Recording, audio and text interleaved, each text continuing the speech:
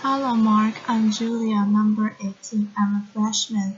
Today's speech is Markham Nolan, How to Separate Fact and Fiction Online.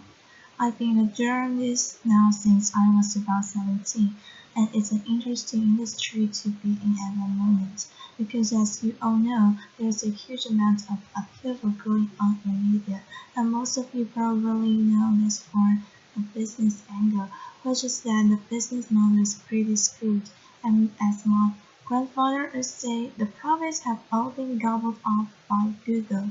So it's a really interesting time to be a journalist, but the upheaval that I'm interested in is not on the output side, it's on the input side. It's concerned with how we get information and how we gather news, and that's changed because we have a huge shift in the balance of power from news organizations to the audience, and the audience for such a long time was in a position where they didn't have any way of affecting news or making any change. They couldn't really connect, and that's changed irrevocably. My first connection with the news media was in 1984. The BBC had a one-day strike. I wasn't happy, I was angry. I couldn't see my cartoons, so I wrote a letter, and it's a very effective way of ending your hate mail, like Markham edged for still works. I'm not sure if I had any impact on the one-day strike, but what I do know is that it took them 3 weeks to get back to me, and that was the wrong journey. It took that long for anyone to have any impact and get some feedback, and that's changed now because as journalists, we interact with in real time. We're not in a position where the audience is reacting to news.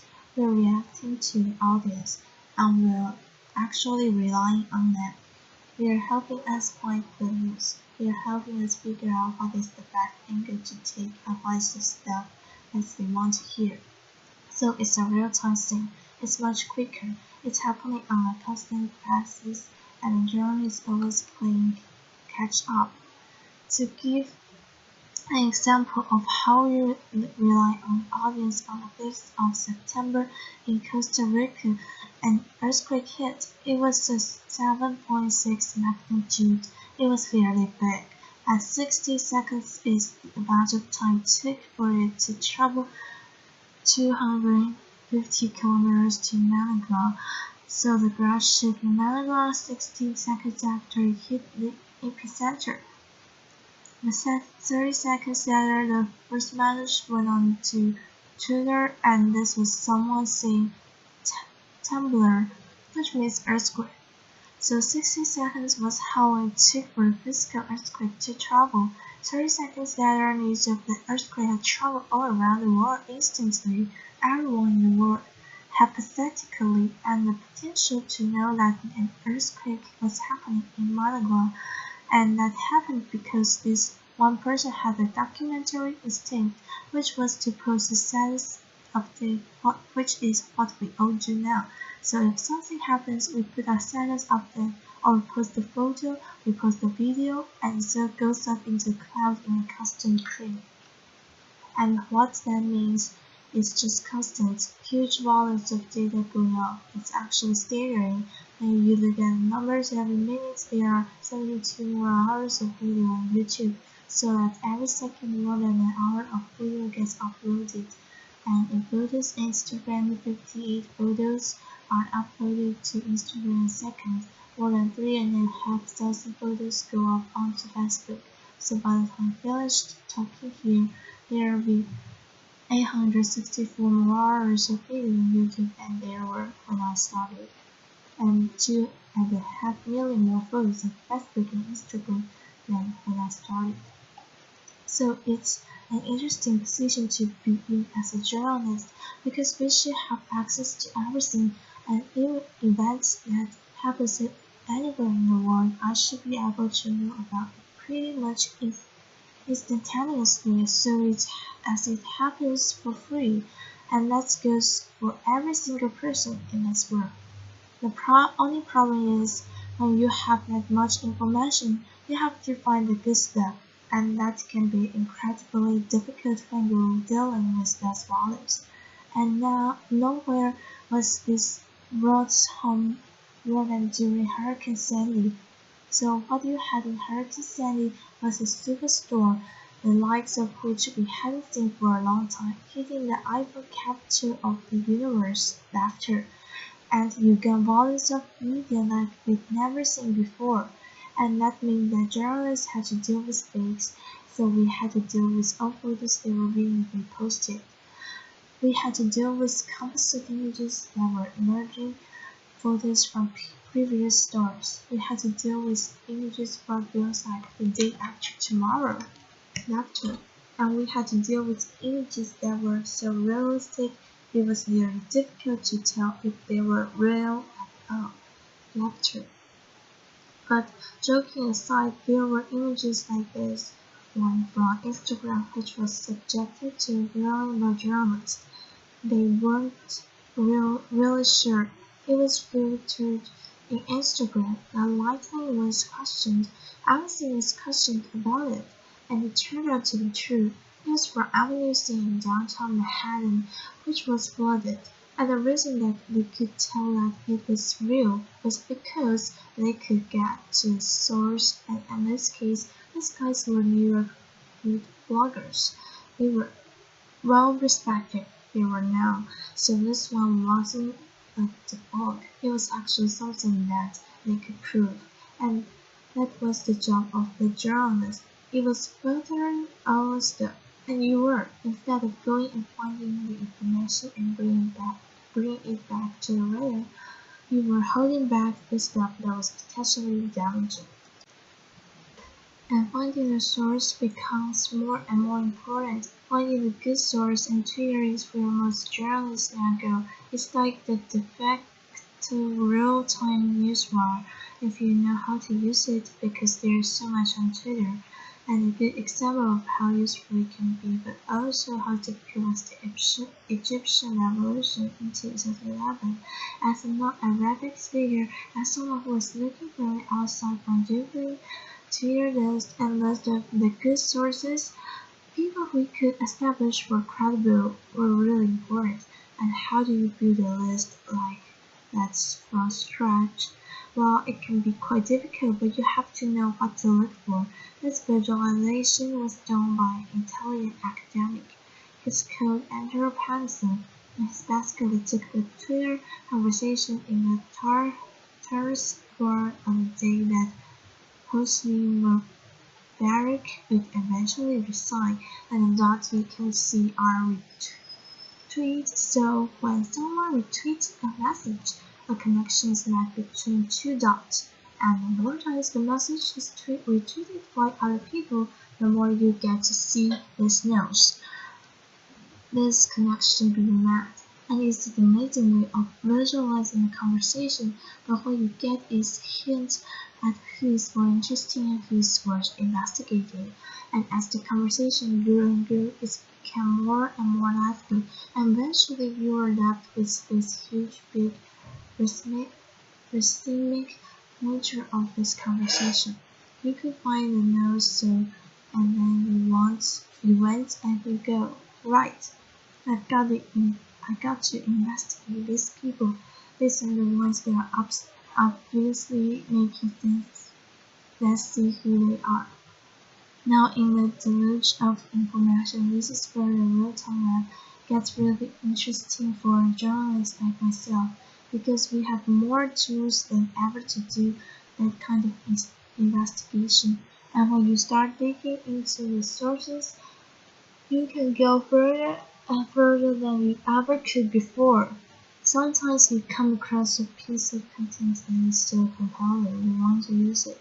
When you don't need to use it, you will not 100% sure if you can, because you don't know if the source is credible. You don't know if it's a scrap. You don't know if it's a re-upload. And you have to do that investigative work.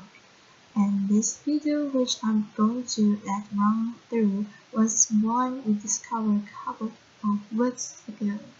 Video getting real windy in just a second. Rain and wind sounds. Explosion. Oh shit. Markham Nolan. Okay, so now you're a news producer. This is something you'd love to run with, because obviously this is good, you know. It's a fantastic reaction for someone, your genuine video that is shot in your back garden. But how do you find if this person, if it's true, if it's facts, or if something that's out and that's being reposted? So we said we were going to work on this video, and the only thing that we had to go on was the username on the YouTube account. There was only one video posted to account, and the username was really cool, and we didn't know if really existed or if it was a fake name. We started looking, and we used free internet tools to do so. First was called Spooky, which allows us to look for real clues, and so we looked all over the US. We found them in New York, we found them in Pennsylvania, Nevada, and Florida. And so we went and we looked for a second free internet tool called Dwarf Alpha, and we checked the weather reports for the day in which this video had been uploaded. And when we went through all those various cities, we found that in Florida, there were 7 stores around on the day. So we went to the 5 pages and we looked through the real clues in the phone book, and we looked through a couple different addresses, and that took us to Google Maps, where we found a house. And we found a house with a swimming pool that looked remarkably like this. So we went back to the video, and we had to look for clues that we could cross-reference. So if you look in the video, that's the big umbrella that's quite low in the pool. There are some unusually rounded edges in the swimming pool, and there's 2 trees in the background. As we went back to Google Maps and we looked a little bit closer, and sure enough, there's the white photo. There are 2 trees and there's the umbrella. It's actually floated in this photo, a little bit of trickery, and there are the rounded edges of the swimming pool. So we were able to correctly clear the video, make sure that we have it shot, and that our clients were delighted because we were able to run it without being worried. Sometimes the search for truth though is a little bit less frequent, and it has much greater consequences.